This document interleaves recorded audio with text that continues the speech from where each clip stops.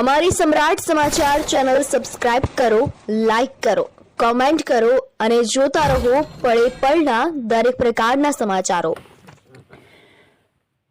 Bhavnagar Somnath national highway ઉપર કૈલાસધામ દારડી ખાતે મહાશિવરાત્રી પર્વ નિમિત્તે ભક્તોનું ઘોડાપુર ઉમટ્યું। ભાવનગર જિલ્લાના જુદા જુદા શિવ મંદિર ખાતે આજે શિવરાત્રી પર્વ નિમિત્તે ભક્તોની ભારે ભીડ જોવા મળી રહી છે। તેવી જ રીતે તળાજાથી ભાવનગર જતા સોમનાથ નેશનલ હાઈવે ઉપર આવેલ દારડી ગામ પાસે આવેલ કૈલાસ આશ્રમ ખાતે પણ આજે શિવરાત્રી મહોત્સવ નિમિત્તે પ્રસાદ સહિતના વિવિધ પ્રકારના ધાર્મિક કાર્યક્રમનું આયોજન કરવામાં આવ્યું હતું અને અહીં સવારથી લઈને ભક્તોનું ઘોડાપુર ઉમટ્યું હતું।